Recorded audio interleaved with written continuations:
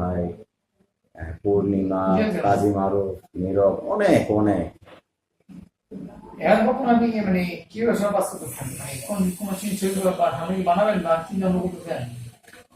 একটা গল্প নিয়ে কাজ করছি আমরা। কি আহ, কি টাইপের গল্প এটা? এটি আমাদের জাতীয় কবি কাজী নজরুল ইসলাম, বিদ্রোহী কবি, না কোনো প্রেম ও গল্প, দ্রোহের কবি। না গল্প নিয়ে নাকি না ইয়ে নিয়ে, না কবিতা নিয়ে না?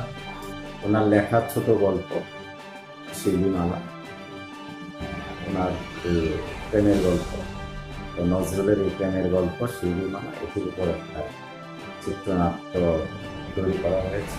তো হয়তো আশাবাদী এটা আমি কাজ করার চেষ্টা করছি। যে আর্টিস্ট ধরে সম্ভব শিল্পী। সম্ভাব্য শিল্পী নিয়ে এখন আমরা চিন্তা করিনি, তবে সিয়াম এবং পূজা চেরি হলে ভালো হয়। ভালো না, মানে এই যে কোন মাসে মানে মানে কতটা আগাইছে এই যে প্রশ্নটা, মানে তুমি কাজ কত মানে গল্প কতটা আগাইছে? গল্প তো বেশি কাজ করছে কিন্তু মানে চিত্রনাট্য এটি কি মানে কমপ্লিট সম্পূর্ণ? না, নজরুল তো খুবই ছোট আকারের গল্পটা লিখেছে, কয়েক পৃষ্ঠার গল্প এটি। হ্যাঁ। কিন্তু এটাকে একটা সিনেমার রূপে আনতে গেলে, 2-2.5 ঘন্টার রূপে আনতে গেলে ব্যাপক কাজ করতে হবে। এবং সেই ব্যাপক কাজ করতে গেলে একটা বিন্যাস ঘটাতে গেলে, এবং আহ, অনেক বর্ণনা আছে, সেখান থেকে আমরা দৃশ্য তৈরি করতে হয়েছে। আবার নজরের বাইরেও যাওয়া যাবে না, তার ভিতরেই থাকতে হবে। তো এইভাবে আমরা গল্পটাকে সুন্দরভাবে তৈরি করেছি এবং কমপ্লিট করেছি। এত বড় ব্যাপারে খুবই তারপর মানে কাজ করতেছে, আপনি চাপ কোনো চাপ অনুভব করতেছেন, কোনো চাপ অনুভব করতেছেন আপনি? না, চাপ না, এটা ভালোবাসার জায়গা থেকে, শ্রদ্ধার জায়গা থেকে। কবির সান্নিধ্য পাইনি, কবিকে দেখতে পাইনি, কিন্তু তার লেখা পড়েছি। এবং জুলাই আগস্ট আন্দোলনে নজরুলের অনেক কবিতা, অনেক গান ছাত্রদের আন্দোলনে অনেক বড় ভূমিকা রেখেছে উদ্দীপনায়। এবং আন্দোলনে নজরুলের অনেক অনেক কবিতা, গান। তো আমারও মনে হলো যে কবির এই লেখাগুলা, কথাগুলা আজকে যেভাবে মানুষের মধ্যে, হৃদয়ে, সমাজে প্রভাব বিস্তার করে। উনি তো বিদ্রোহী কবি, দ্রোহের কবি, কিন্তু উনি তো প্রেমেরও কবি।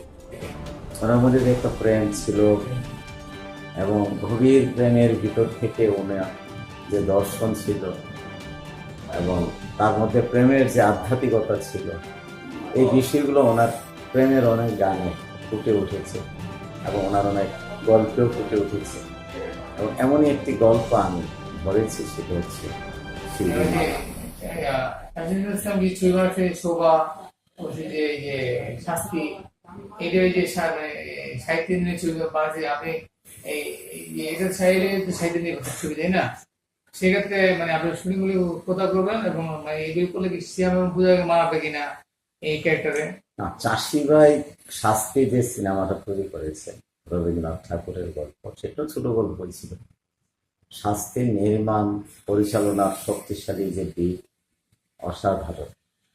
এবং এটি সম্ভব হয়েছে চাষি নজরুল ইসলামের পক্ষে। এবং উনি তো সবচেয়ে বেশি সাহিত্য নির্ভর ছবির মানে নির্মাতা।